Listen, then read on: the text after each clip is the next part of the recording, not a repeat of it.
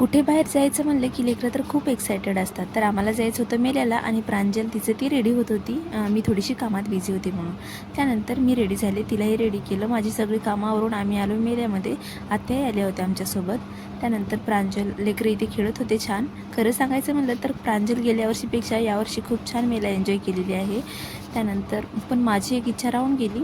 या आकाशी पाळण्यात मला बसायचं होतं, ते काय बसणं झालं नाही, कारण आत्याने हे दोघंही बसायला तयार नव्हते, त्यासाठी बसली नाही आहे मी पण. असं आता नेक्स्ट टाईम कधीतरी बसेल. त्यानंतर इथे लेकरांना काही खाऊ पिऊ घालायचं होतं.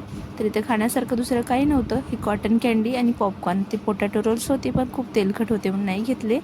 हे कॉटन कँडी 30ला एक पॅकेट होतं, लेकरांसाठी 2-2 घेतले. काही चवीला चांगले नव्हते म्हणून लेकरंही काही खाल्ले नाही. त्यानंतर आम्ही थोडं थोडं खाल्लं, लेकरांना अजून थोडा वेळ खेळू घातलं. त्यानंतर निघालो घराकडे येण्यासाठी.